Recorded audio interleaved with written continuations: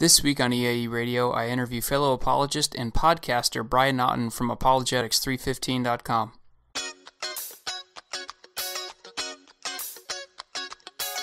Welcome to EIE Radio, encouraging, inspiring, and equipping Christians to stand for truth and reach the lost.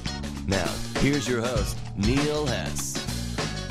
All right, welcome to this week's edition of the EIE Radio broadcast, and I have someone who I look up to certainly in the podcast and blogosphere on the line, Brian Auten, all the way from Belfast. So, Brian, thank you so much for coming on. I really appreciate it.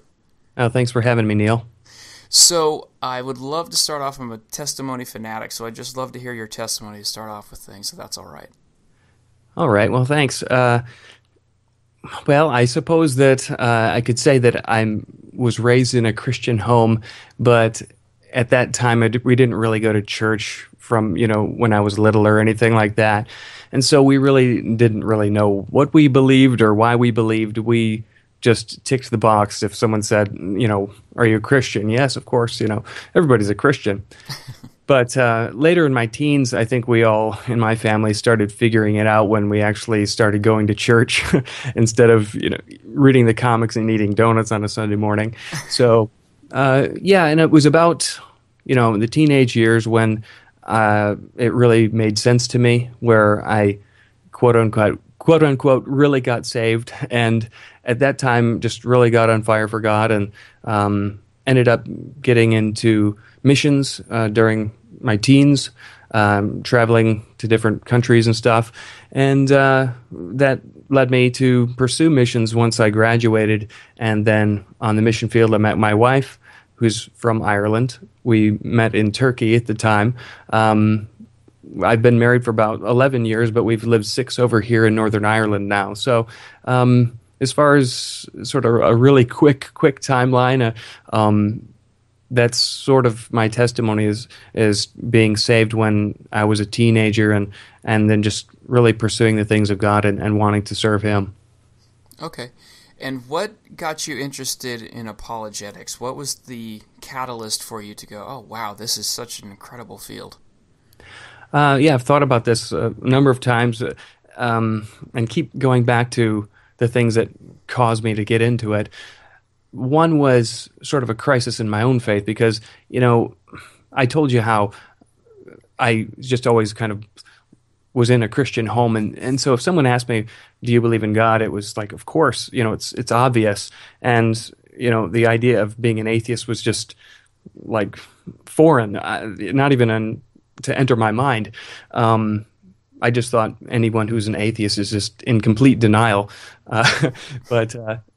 But anyway, the thing that happened in my own faith crisis, if you want to call it that, was after doing missions and being involved in a church, working, as a media director in a Southern California church, really being active and involved, and then just being in an environment where I started to get all kinds of wrong teaching. And so it was from the aspect of my own internal struggles with, wait a minute, what I'm hearing here that's being taught from the pulpit or from these different teachers really isn't squaring with what I'm reading in the Bible. I'm willing to trust the Bible. I'm really willing to serve God and willing to believe in Him. I can't deny all the different experiences I've had and things like that, but I thought, well, why should I even think that the Bible is authoritative? What grounds that authority that I'm just giving it? Or is it just, I just blindly accept it? So I really had a struggle with why I should believe the Bible. And I started reading it and reading about it and researching it. And it was like, wow, why didn't anyone really tell me this before? Now, in retrospect, they had, but I didn't see the need for it. But it was when I had the need, and then I found the cure, so to speak, that it was like, wow, everybody needs this. But later, after that crisis was averted, I was on fire for God in a whole new way. It was almost as if I had been born again, because there was just a freshness to my Christian walk, and I was heavily engaged in evangelism. But then, if anybody is out there and they do evangelism, they know that you're going to need apologetics. And I found that out real quick when I had all these questions coming at me or objections, and I kept thinking, well, I know that this other position is wrong, but I have no idea how to explain that, how to unpack that or counter it. So it was this first, sort of a crisis in my own faith, and then this crisis that came from doing evangelism. If you're engaged in evangelism, you're going to have to do apologetics. Otherwise, you're not going to be a good evangelist. So that's what got me interested. And once I found it, I realized there is so much depth here. There's so much great content, and it's feeding me and really stimulating me spiritually and intellectually that I just delved completely in. It's funny, even just hearing about the way that you were kind of introduced to apologetics, almost is kind of to me like mirroring the Gospels. Like, apologetics doesn't make sense, just like the Gospel doesn't make sense until we realize like how challenged we are. Like, from a salvation standpoint, we don't realize that good news is good news until we know the bad news. And just like we can't appreciate apologetics until we get kind of a counter argument to Christianity itself. Does that make sense? I think it's really when you have your own need for it. I mean, it's easy to be complacent. Either you feel like you're satisfied with your own answers, or you don't need answers for anyone else. Well, it's that complacency that causes you maybe not to see the need for it. But really, when the questions start coming in your own life, or someone else is bringing questions, it's inevitable. It's going to come. I think it's just a matter of time when anyone's going to face obstacles in their own faith or obstacles put up from others. So what was your training like when you started actually into getting some official studying and official tutelage in apologetics? Well, the first thing I had done on my own was just start, I kind of first found debates and things, and I thought that was really interesting. I thought, wow, finally some people can answer these objections, and they're brilliant. So, of course, started reading those people who were doing the debating, or reading the books of people who had great lectures that I happened to find. And it was at the time, looking back in a short period on the internet, just a short time ago, less than 10 years ago, it was hard to find audio, video sort of content. It wasn't as prolific as now in the area of apologetics. So it was really delving or digging around and looking for stuff and finding it. Wow, oh, this is great. This is an excellent lecture. And it was on just personal study at first, but then I thought, well, if there's anything I'd like to really get mastery in, it's this, because this is so helpful for doing ministry, doing evangelism, and for my own fascination, my own spiritual growth. So I looked at different programs. I began to explore master's programs, but for me, I needed something that would suit me, distance program that I didn't have to travel too much, being in Northern Ireland right now, something that with financial constraints that I had. And of course, I needed a program that focused on apologetics. Now, 5 or so years ago, even just since then, a lot of apologetics programs have popped up in that short period of time. I think there's a lot more than there were a few years ago. But I chose Columbia Evangelical Seminary, and it was really rewarding, I think, and allowed me to sort of custom make a program with a mentor of my choice and study the things that I wanted to learn in my own sort of time frame. Okay. And since starting Apologetics 315, you've done a blog and you are obviously doing a podcast along with it. I'm wondering what advantages or why you've chosen to do a podcast along with your blog. Well, I think that the podcast aspect has always been the thing that's, I think, it's just the most efficient thing for me learning. I'm a real audio learner, if you want to call it that. I like to read, but I don't always have time to sit down. But I can listen and do something else at the same time. And so I can just listen. I had a job where when I came over here doing graphic design, and you're doing creative work on the computer, you can listen to the analytics stuff and it doesn't hinder you. So I would just listen to podcasts all day long, lectures all day long. So really, I thought when I started the blog, my whole premise behind how I approached it was, what would I want to find if I was looking for what I was looking for? Uh, I want to find a podcast with interviews with all these great guys.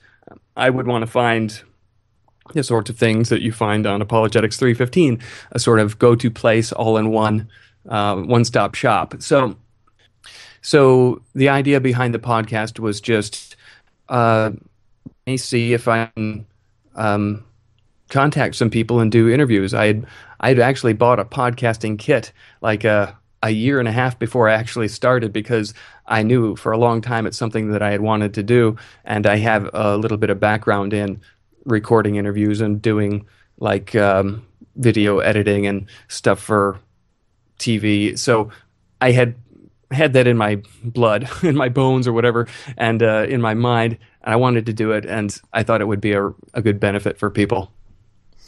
What has been the most memorable interviews you've conducted with the apologists and evangelists that you've talked to?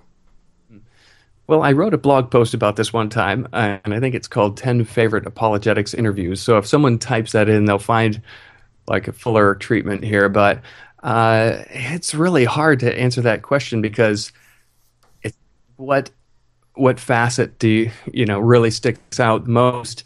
Well, there's so many different angles you could go at, but and to say one above another is really not true. Doesn't, it maybe misrepresents it. But for instance, Craig Evans, I remember after doing that interview thinking, wow, this was just brilliant. This guy's brilliant. He's easy to connect with on a personal level. He had all these sharp insights. Everything he said was like gold. It's like there was no chaff in there at all, and it was so useful. And everyone had really great feedback on that one.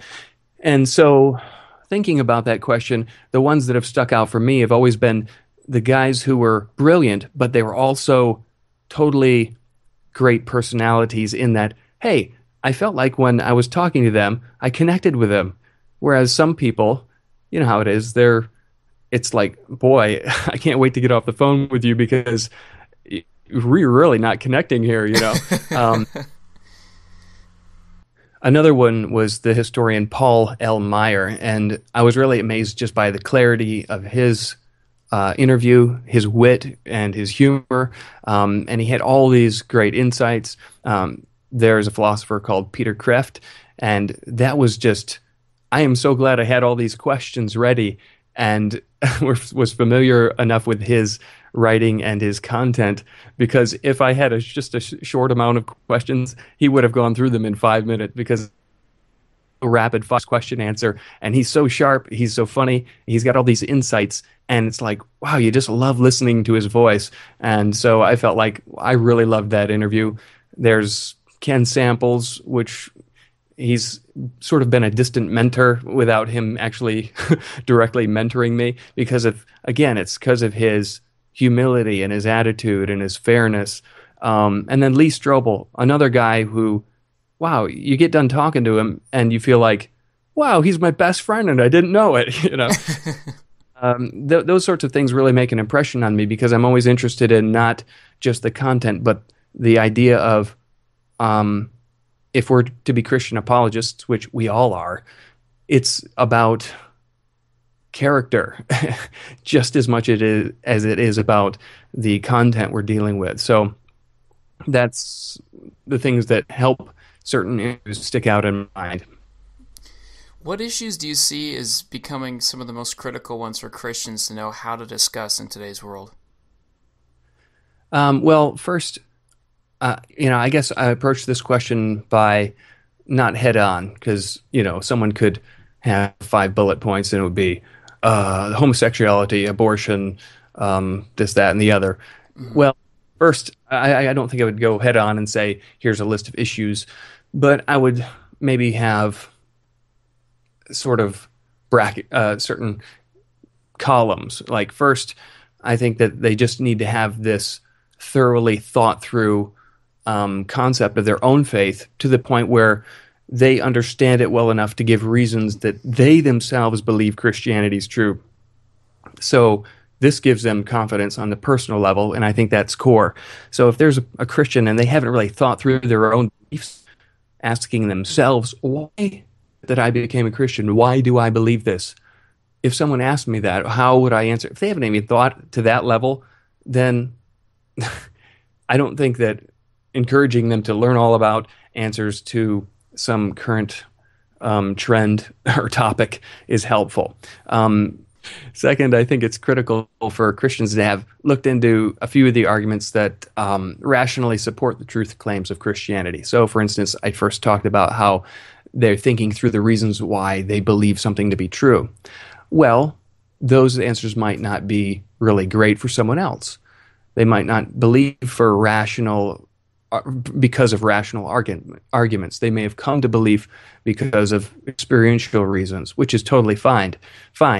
But to demonstrate that to others, then I think that they should be mastering and learning and mastering reasons to believe that God exists, the Bible is reliable, and that Jesus rose from the dead. So existence of God, reliability, the Bible, resurrection. Those three, and I think they have a strong foundation.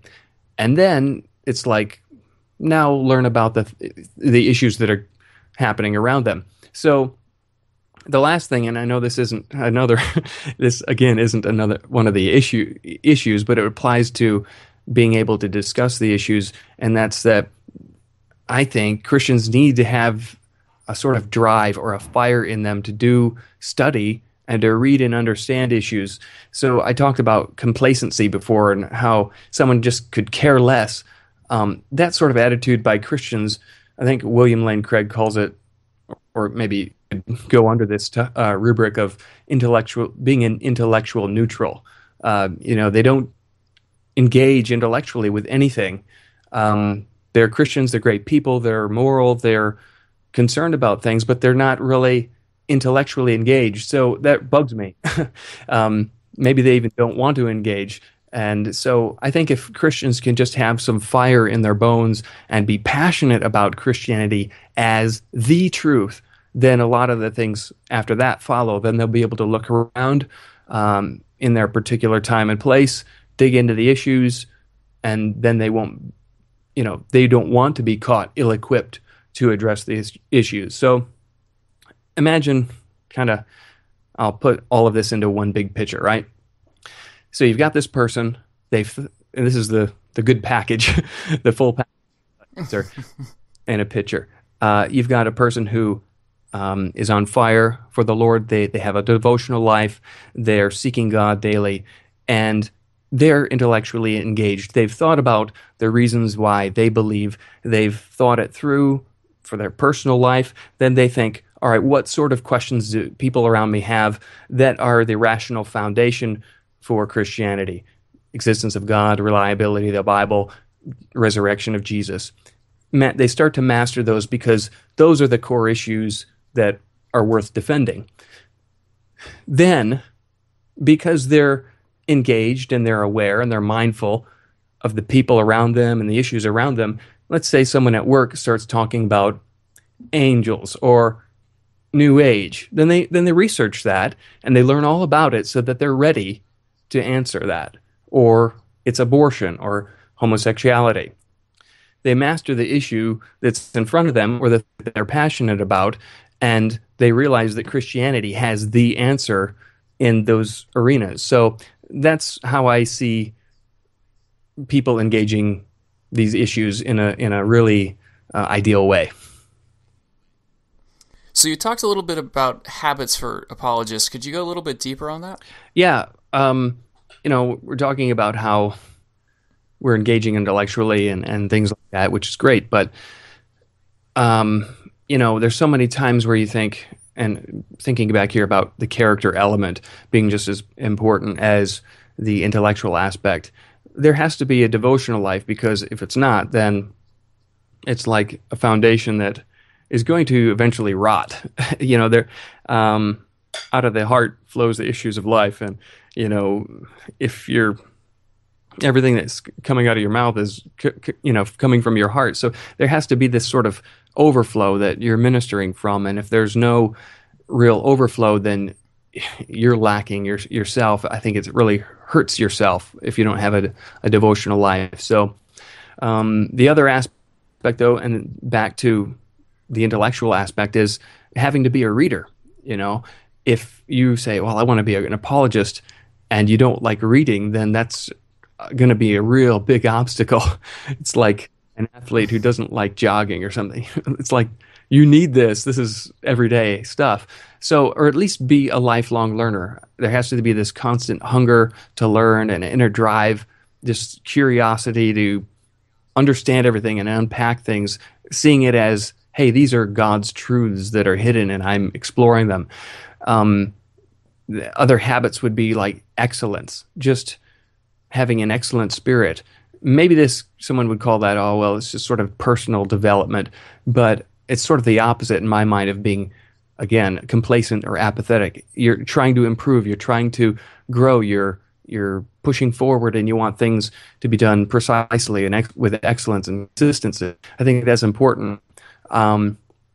We talked about there being mindful, and what I mean by that is, how to expand on that would be being aware of your inner life, your own thoughts, the things that are tempting you, the things that are troubling you or working in you or around you, kind of being mindful of the world around you and the people around you, how you're perceiving things, how people are perceiving you, and having this sensitivity to promptings of the Holy Spirit. I think that being mindful, just being fully engaged with what you're doing, is really important, because you're looking for opportunities, you're wanting God to use you, and you're trying to read people and be aware of their needs. So I think just mindfulness, and I guess you'd call it also being person sensitive, that you're realizing that people are people and you're not treating them like arguments to conquer. So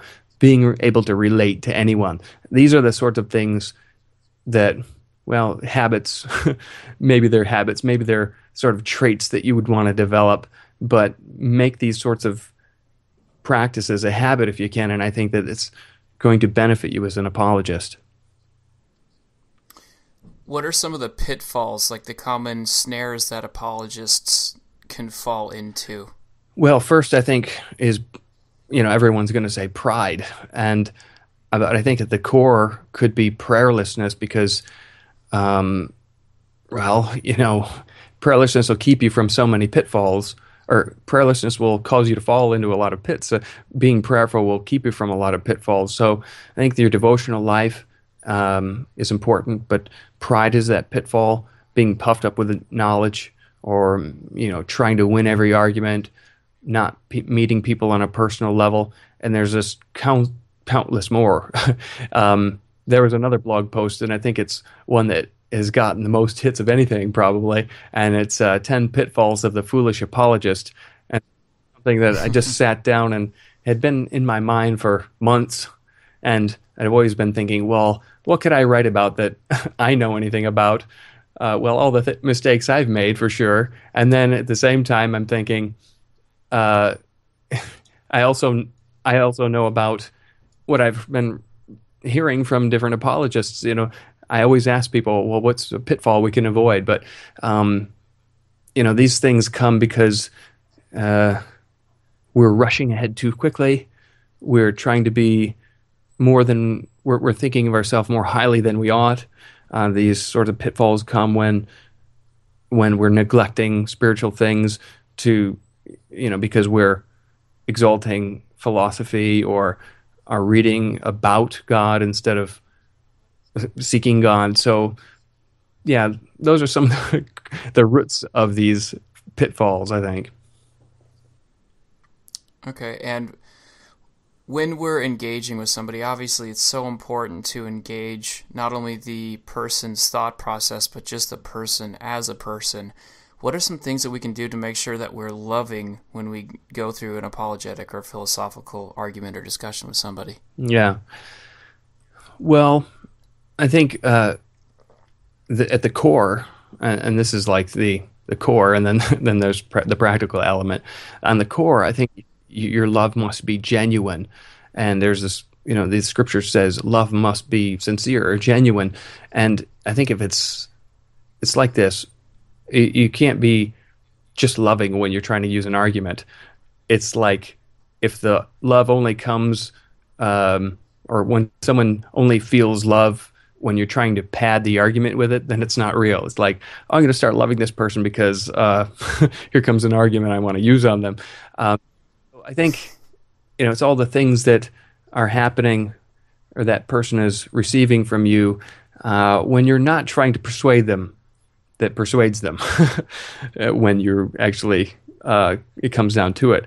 You're caring for the person. You're praying for them. You're a friend to them. You care about their things that don't really matter, quote unquote.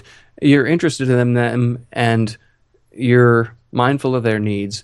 And then when it comes time to talk to them about spiritual things, or, hey, what are your thoughts on Christianity? Who do you think Jesus is? Have you looked into the resurrection, or, whatever? When it comes down to that, then they're going to listen.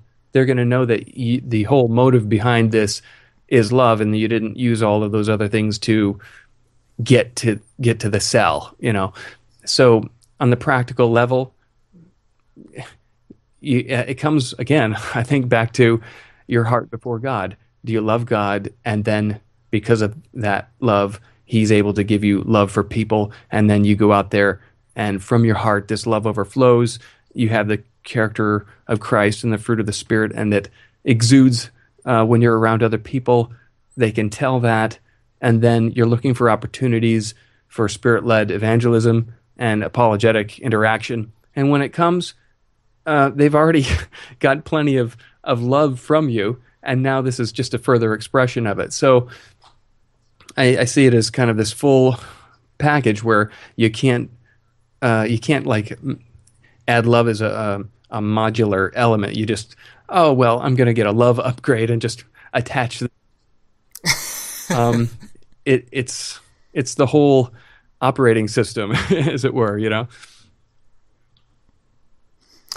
Okay, and so what do you see happening with apologetics and the community over the next 15 to 20 years or so? Do you see it going in one direction or another in particular? Man, I knew you were going to ask me this, and I just thought this is an impossible thing to answer.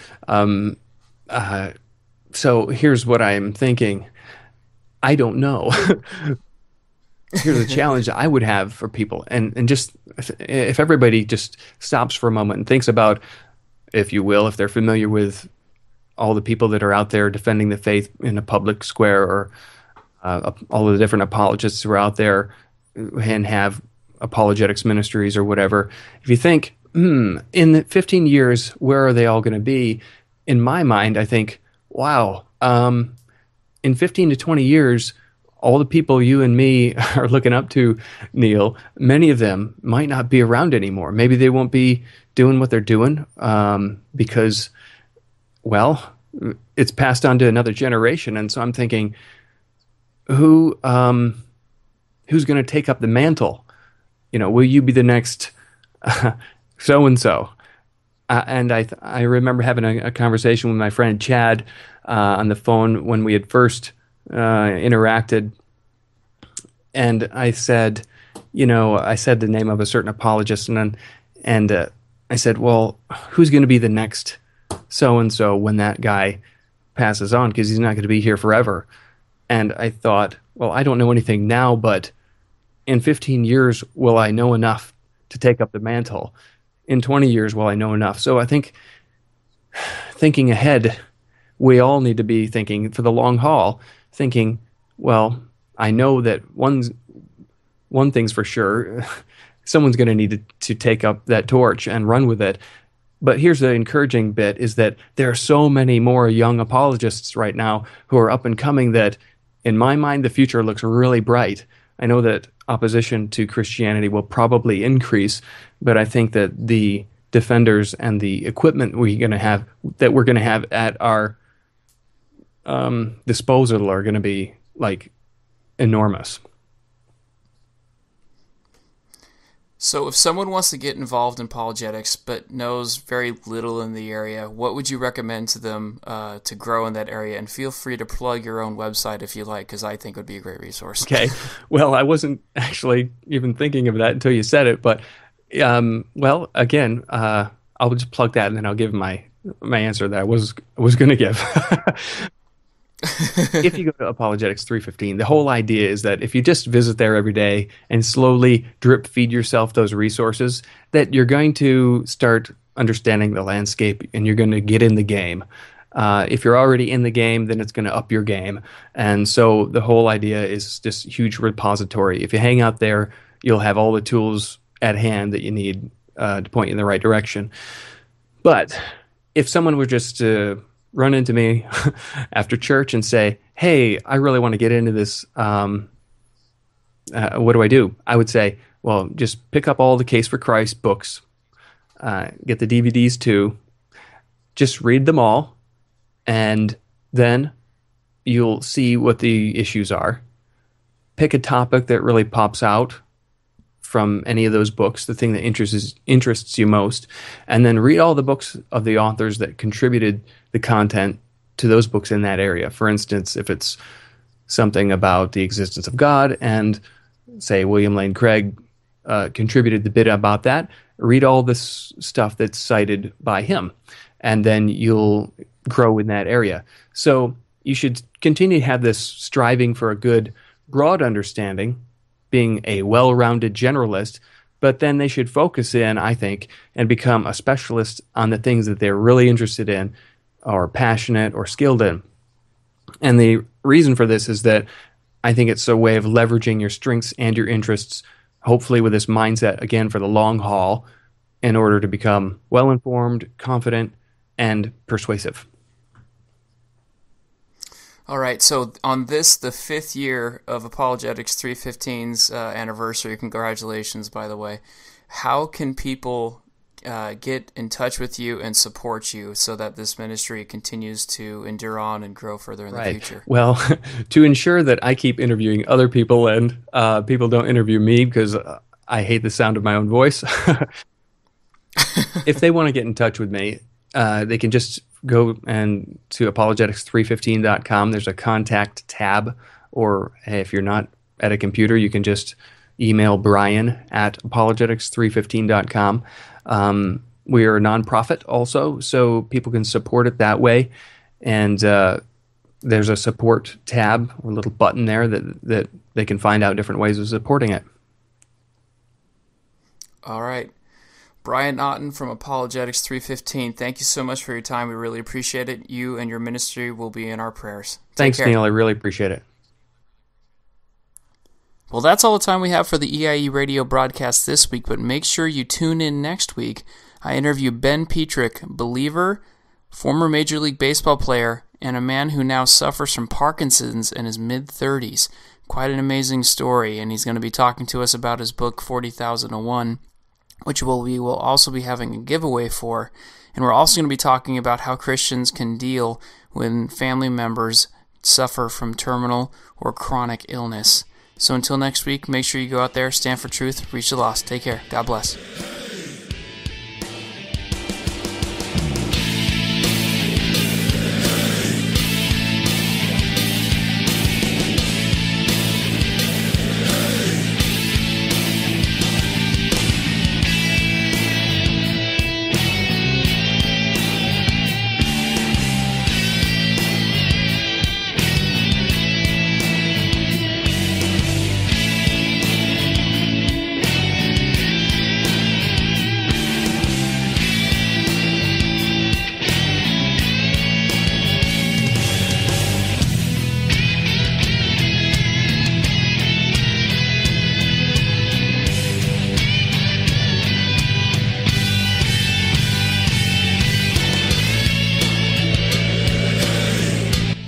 You've been listening to EIE Radio. If you'd like to learn more about defending the truth, reaching the lost, or if you'd like to support us, please go to EIEradio.com. Thank you.